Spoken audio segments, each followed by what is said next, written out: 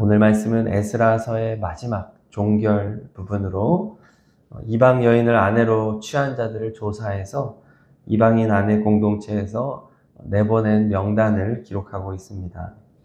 오늘 말씀에서 네 가지를 나누고자 합니다. 첫째로는 모든 죄를 끊어버리는 것이 새로운 시작이다라는 말씀입니다. 17절에 보면은 10월 초하루에 시작된 이방인과의 통혼에 대한 조사는 정월 초하루에 종료가 됩니다. 안식일을 제외하면 75일, 76일 이 정도 걸린 겁니다. 그 결과 18절부터 43절까지 이스라엘 공동체에서 이방 여인을 아내로 취한 자들의 명단이 나오게 되는데 총 113명 정도로 집계가 됩니다. 번역본의 차이에 의해서 정확하지는 않습니다. 113명 정도라고 이제 하는데요. 오랜 기간 동안 75일, 76일에 조사한 거에 조사해서 113명이 나왔다. 전체에서 113명이 나왔다 하면 기간에 비해서는 그렇게 많은 인원 같지는 않다는 느낌도 들고요. 또 그만큼 신중하고 철저하게 조사돼서 확실하게 찾아낸 명단이다라고 볼 수 있습니다. 무엇보다 이 조사가 정월 초하루에 맞춰졌다는 것이 의미가 있습니다. 정월 초하루는 한 해를 시작하는 첫 날이지요. 묵은 때를 벗어버리고 새로운 마음으로 시작하는 때입니다. 그러니까 에스라의 포로기한 이후에 새롭게 출발하기 위하여 필요한 게 무엇이냐? 죄를 끊어버리는 것이다. 이것을 말하는 겁니다. 정월, 새로운 출발을 제대로 할 수 있는 방법은 죄를 끊어버리는 것이다. 라는 의미입니다. 중국 속담 중에 정월은 가장 큰 거짓말쟁이라는 말이 있답니다. 새해가 되면 수많은 다짐을 하지만 계획에서 끝나는 경우가 허다하다는 것, 이것이 정월은 가장 큰 거짓말쟁이다 라는 속담입니다. 성경은 우리에게 진정한 출발은 어떻게 가능하냐? 죄된 삶을 청산하는 것, 그것이야말로 진정한 새로운 출발이다 라는 겁니다. 우리는 보통 새로운 시작을 맞이하면 무엇을 할까를 생각합니다. 뭐를 더 할까? 무엇을 이룰까? 그러나 성경에 비추어 보면 우리가 새로운 출발하려고 하고자 한다면 무언가를 할까보다는 무엇을 버릴까를 생각해야 된다는 것이죠. 내 삶의 잘못된 습관, 하나님이 기뻐하시지 않는 것들을 철저하게 청산하는 우리의 삶이 되어야 할 줄로 믿습니다. 하나님은 질투하는 하나님이십니다. 하나님 앞에서 버릴 것을 버리고 청산할 것을 청산해야 우리가 새롭게 출발할 수 있다. 이것을 말하여 주는 겁니다. 오늘 말씀의 두 번째 메시지는 죄를 청산하는 것은 슬픔과 고통을 감수하는 큰 결단이 필요하다는 것입니다. 오늘 마지막 절, 에스라서의 마지막 44절 우리 다 같이 읽겠습니다. 44절입니다. 이상은 모두 이방 여인을 아내로 맞이한 자라. 그 중에는 자녀를 낳은 여인도 있었더라. 아멘. 굉장히 여운 있는 만몰이를 하고 있습니다.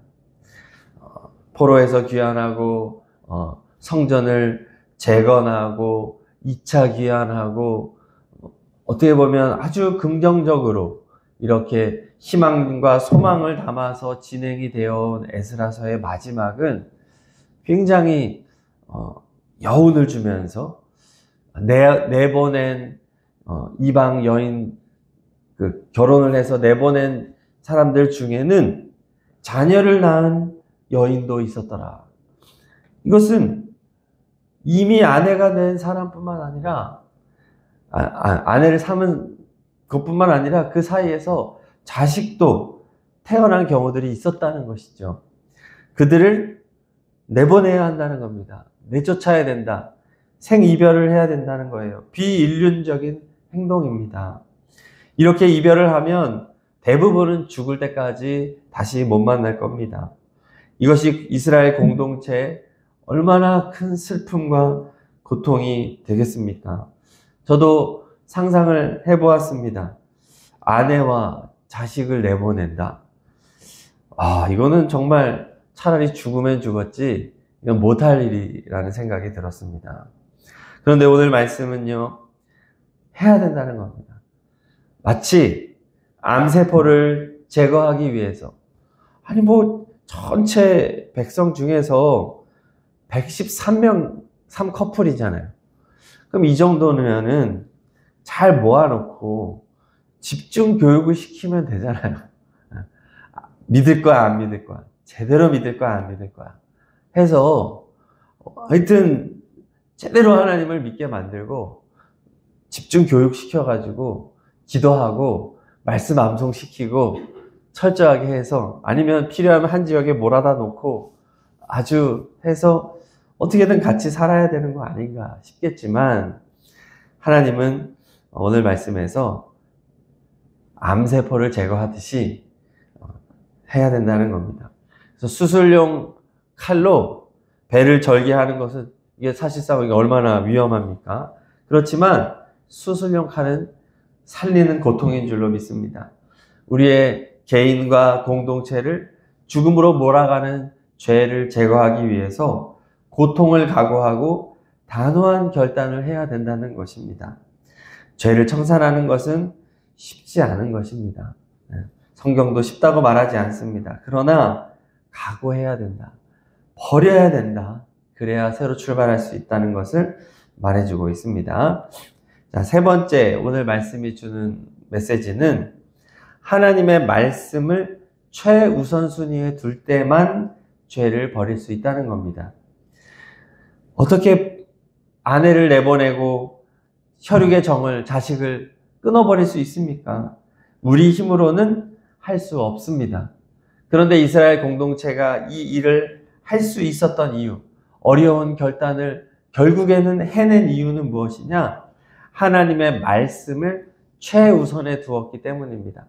혈육의 정보다도 하나님의 말씀 중심, 인간의 생각보다, 감정보다, 마음보다 하나님의 말씀을 앞세우는 것, 이것보다 중요한 것이 없다는 거예요.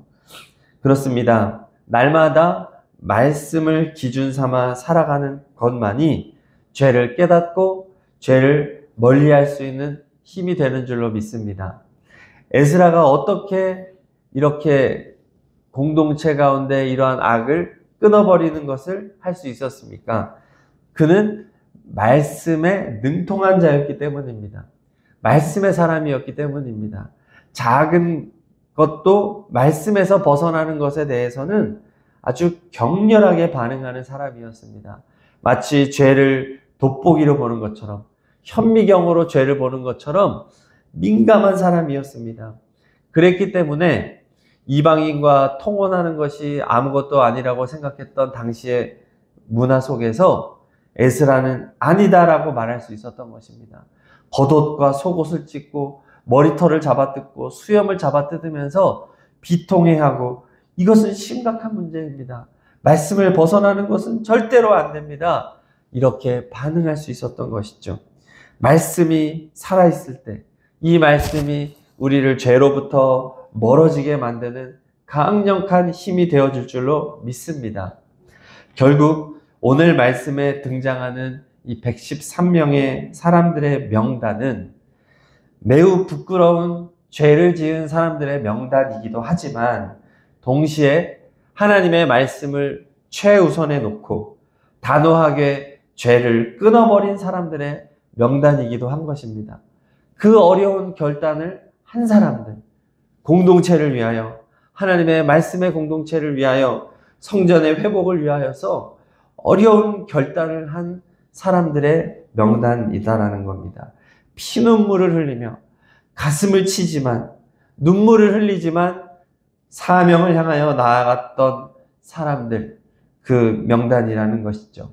그래서 지금은 눈물 흘리지만 하나님의 위로를 받고 미래의 진정한 소망을 얻게 된 자들의 명단이라는 사실입니다. 우리도 그렇습니다. 하나님의 말씀에 순종하여 결단하는 것은 참으로 어렵지만 그것이 우리에게 진정한 소망과 위로를 안겨줄 줄로 믿습니다. 그것이 우리의 공동체를 결국은 살리게 될 것이다. 이 믿음을 가져야 한다는 것이죠. 자, 마지막 넷째 메시지는요. 직분자들일수록 더욱 세상의 유혹을 경계하고 악을 청산하는 삶을 살아가야 한다는 것입니다.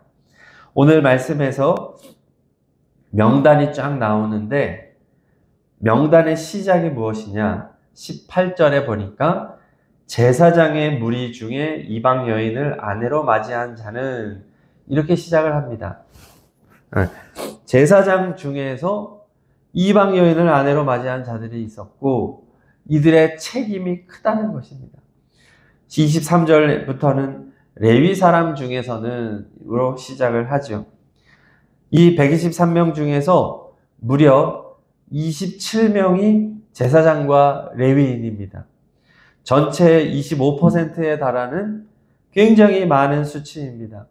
하나님을 예배하는 자들, 성전을 섬기는 일을 위해서 선택받은 제사장과 레위인들 중에 이렇게 4분의 1이나 되는 사람들이 이토록 심각한 죄를 짓고 있었다는 것, 이것은 당시가 얼마나 타락한 상황이었는지를 말해줍니다. 그래서 에스라가 기가 막혀 하고 상심했던 것이죠. 지도자들이 이렇게 해서 되겠는가?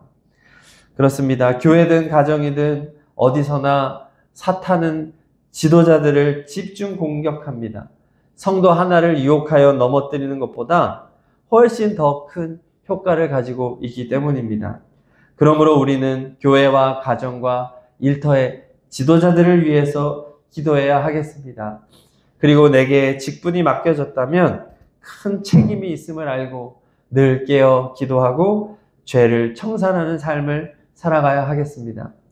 그러면 내가 직분이 없으면 그냥 적당히 해도 괜찮은가?